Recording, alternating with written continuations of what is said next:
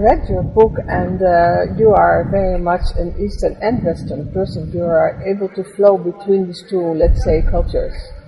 Okay, and I see that usually it's difficult for Eastern people to make the bridge to the West and vice versa. Also with sannyasins, it's almost like two worlds sometimes. Do you think you could somehow bridge these two worlds? Could you sort of do any suggestions for us? Like you said just now about the reminders, but I mean also inwardly. I have noticed that when a Western seeker goes to the East, his whole pattern, his behavior, his gestures, his body language, the inner turmoil somehow settles when they go to the East.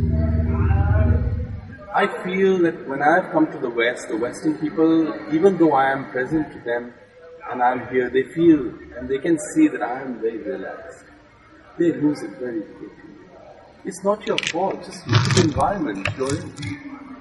Yes, when the Westerner goes to the East, something explosive happens. They find that contrast. And perhaps that's why Pune won. When Bhagwan was there and sannyasis were going to Pune, they were in such an elevated state of consciousness. They know the West, they know the material world, they've experienced it, they don't have the desire for it, so they want to let go and relax. They were in perfect balance. The Eastern people I've noticed are very relaxed, but they don't have that Western qualities of getting things done, managing things, being on time, precision, development, material necessities that are necessary. So they lack, definitely the Eastern people lack. And definitely the Western people lack. But if we can bridge it, that's Bhagwan's message. Zorba, the Buddha. He knew it perfectly well. There's no one who could see it more clearly than Bhagwan. He knew it and he has been able to achieve that synthesis. It's for us to walk the path. He has given the brightest vision any Buddha could ever have spoken. The most brilliant Buddha ever alive to have spoken, been able to speak to audiences, understand both the situations and express it as a master. There have been so many mystics unable to express verbally their inner experiences. Bhagwan has given us an infinite treasure. I cannot imagine any human being ever capable to deliver what he has delivered in those 2 years. And his work is infinitely priceless. But we need to walk the path. Where are we on the path? It's for us to walk the path and understand his vision. He's done what he could do, more than a man could do. There's no man who could ever do what he has done. But it's for us also to bridge the gap. He's waiting for us. He's looking at us every day. Where are my fellow travelers? Who's climbing this mountain? Who's descending into this deep, vast mystery of existence? We have to do it for ourselves, for him. We have to make his work alive. It should become visible to the world that there is Bhagwan and these are his people. We are his ambassadors. Each one of us, in every restaurant, in every cafe, in every street corner when we walk, people are there to see us that we are Bhagwan's disciples. I think that's for us to walk. Well, let's say with the changing of the clothes, that became more invisible, okay? So what happens here a lot is that people, like young people for instance also, they are very curious, they're very hungry for other things than just the material things you just mentioned.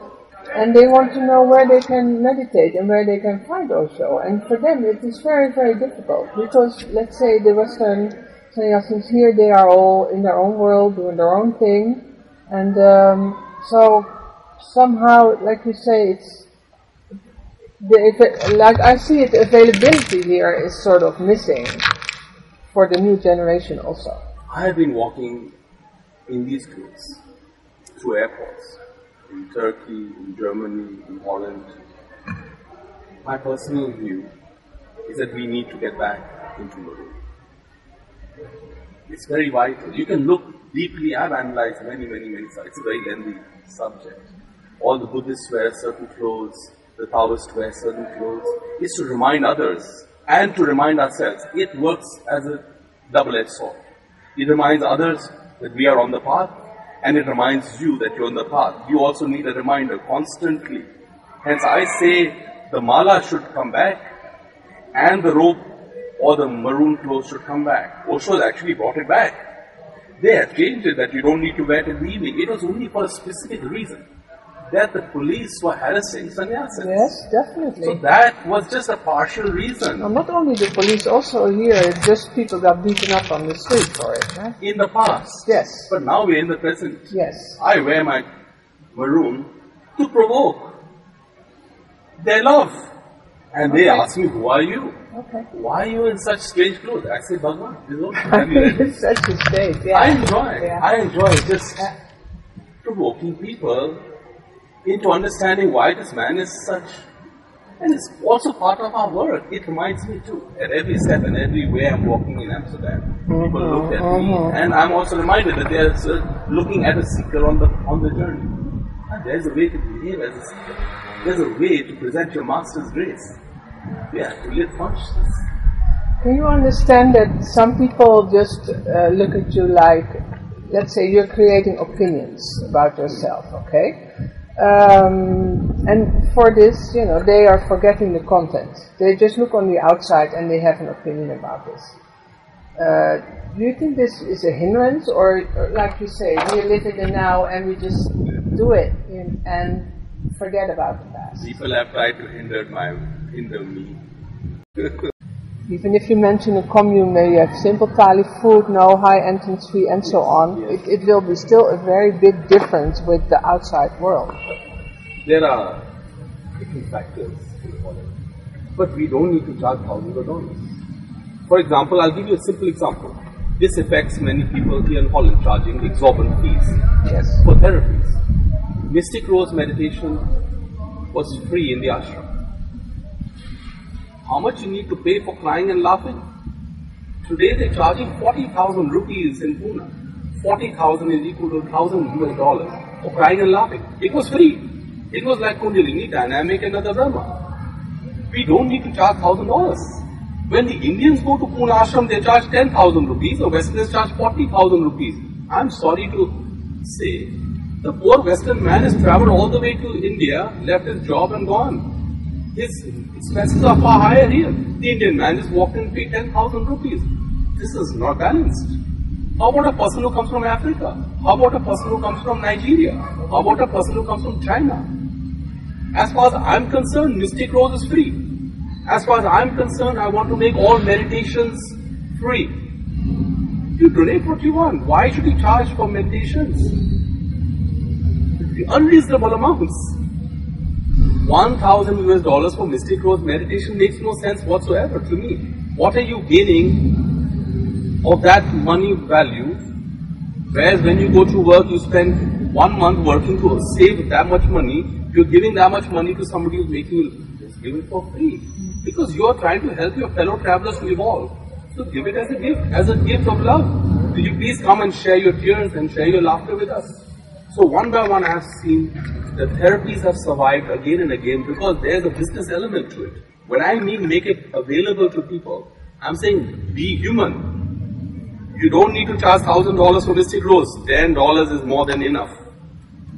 If Kundalini meditation is free, why is Mystic Rose $1,000? Justify it. So what's happened? No therapist is teaching Kundalini, Dynamic, Nada Brahma. These are the core meditations. I can tell you, I have gone deeply into these meditations. These are enough for you. These are core meditations and have been devised very scientifically. I can go subject by subject in these meditations. I've spent 17 years analyzing silently different aspects of human lives and growth. I cannot see $1,000 being charged for Mystic Rose meditation. Therapists are simply charging what they want to charge for their own pocket. So it's not going into his work, they're going into their private lives. And that's why therapies are working. You go become a therapist and you charge others. They don't know your depth of understanding. They don't know how many years you meditated. Just go get a certificate in one course and you start teaching. But why can it not be free?